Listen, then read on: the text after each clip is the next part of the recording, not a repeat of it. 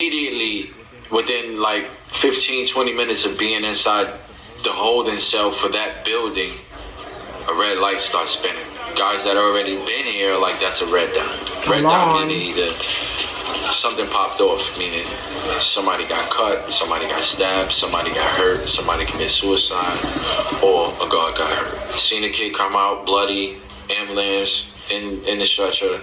Immediately I start to think, I'm not thinking about where I'm going anymore, getting any sleep. I'm thinking about how am I going to get my first weapon.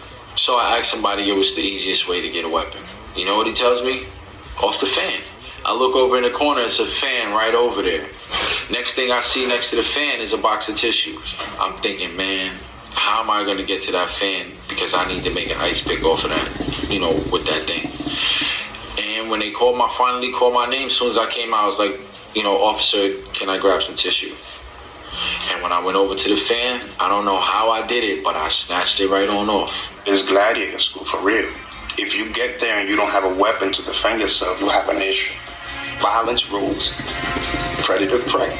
That never changes. They taught me how to use a level of violence that I could never imagine I was capable of doing. Every time I turned around, somebody was getting cut or stabbed. You know, there was no rhyme or reason for it. It was total chaos. It was violence. It was everything I desired, everything that I look forward to in my life, coming from foster home to boys home and jail.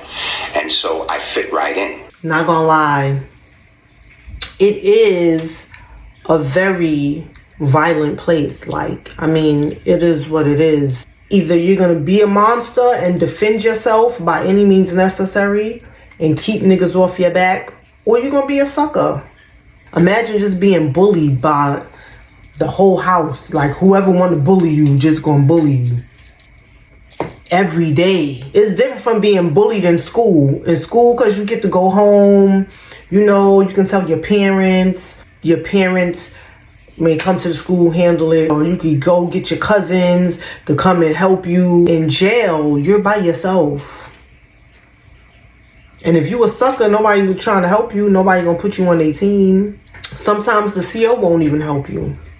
I remember one time this guy came to me in a housing area. I'm in a bubble. So he comes to me and say, yo, CO, somebody stole my cigarettes. This was back when they could smoke on the island. So I'm like, okay, what you want me to do? So he looked at me like I'm crazy. Like, what you mean, what I want you to do? I said, what do you want me to do? You want me to go out there and say, yo, anybody got this man's cigarettes, bring them up here now. Have the search team come in here searching niggas' commissary receipts. If they don't got cigarettes on that receipt and they got cigarettes in their locker, those shits is yours and we gonna get them back for you. But then you're gonna have to pack up and move. You can't stay here. That's called snitching. And everywhere you go, if you stay in this building, and sometime if you go in other buildings, the word is going to travel with you that you're a snitch and you're not going to be able to live nowhere. So your only way is to go in there and do it yourself. Get your cigarettes back.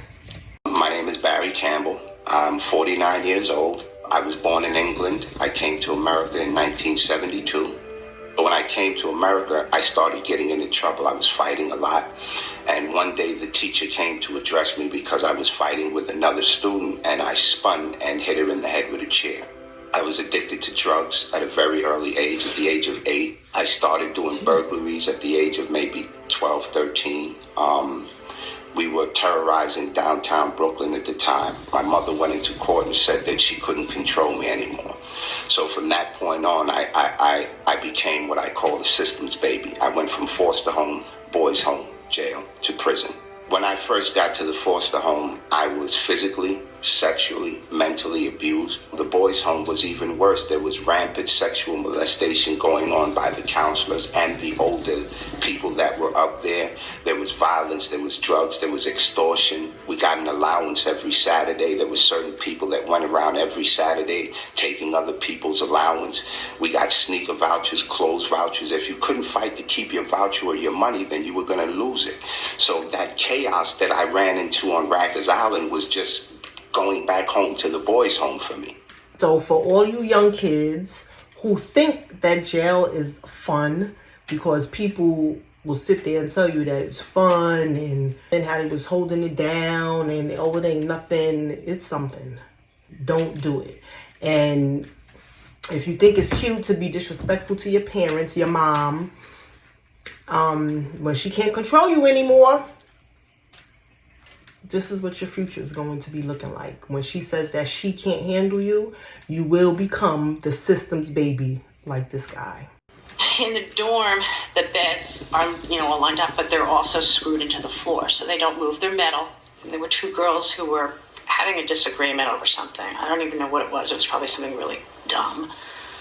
And the one girl literally jumped on the girl, got her on the floor, had her under the bed, and was holding her hair and banging her head up and down, hitting the one side on the concrete and the other side on the frame of the bed. And we were all standing there screaming, saying, "Stop, don't do this."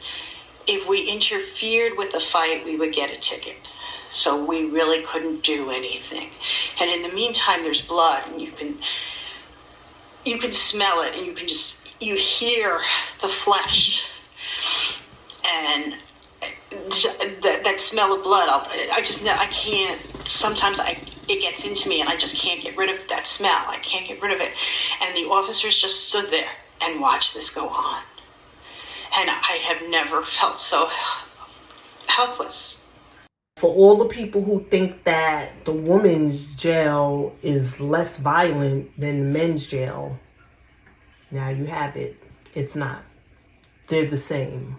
Just as vicious. Now, as far as officers standing there and watching somebody get beat like that, I can't say that she's lying, but I've never seen that in my career. Like, that's why we carry OC spray. So if you don't want to get on them and break them up, you spray them with the OC. It's pepper spray. And then they should stop fighting. And if not, you also have a PBA. You press the alarm, and then the squad will come. And you let them deal with it. But to stand there and just watch, I don't know. I never seen that.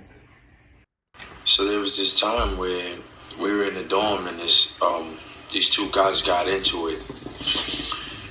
And one of them were like, he wasn't a tough guy, but he had food, and they were pretty much trying to take his food. And I seen him go to the CO and tell the CO, yo, I can't live here. So the CO was like, well, pack your stuff and put it on the gate. So he went back and he sat on his bed. He packed all his stuff. The guys were forming around him. They're moving in suspicious ways. Not making a circle around him, but they're moving in suspicious ways. And there's pretty much one who's just keep going and mess with him. He could fight and he could beat this kid. But he didn't want to, he didn't want to fight. He just wanted to be left alone. He wanted to go to court. He wanted to make it home. And he grabbed his bag and he was making his way to the door. And the kid went and grabbed a cup, a green steak cup, and filled it up with hot water and threw it all in his face and burned him. And when he did that, the kid reached in his face and he pulled the rest of his face off.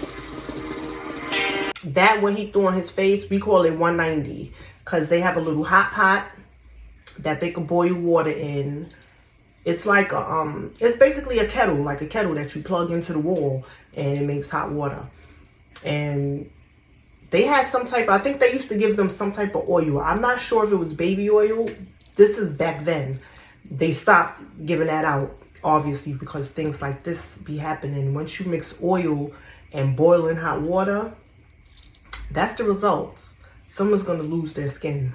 When people say, yo, CO, I can't live here, you got to tell me why, because I have to have something to tell to the captain on why you can't live here. It can't just be you can't live here. You got to have a reason. If you gang affiliated or these dudes is bullying you or whatever and they saying they going to get you, then all right, we got to find you somewhere else to go. So you got to pack up your stuff. You better do it fast. They going to see you packing up and they like, oh, he trying to leave. And they going to try to get you before you go.